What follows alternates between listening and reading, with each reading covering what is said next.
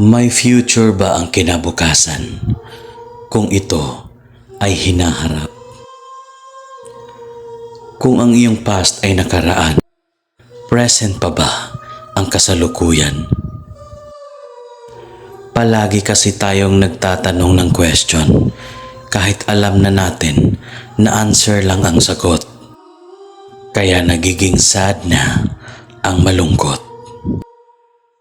We should be happy sa ating kaligayahan para hindi mabalot ng sadness ang ating kalungkutan. Kasi ang inaakala nating empty, wala palang laman.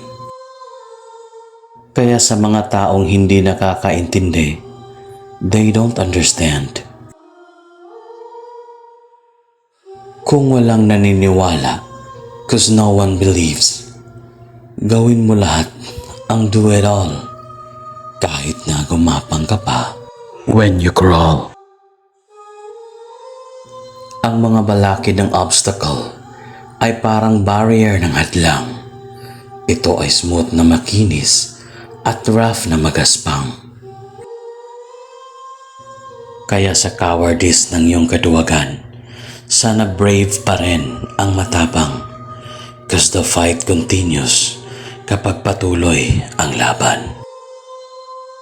At eto na naman ang inyong kaibigan na si Vice Kapitan na nag-iiwan ng kasabihan.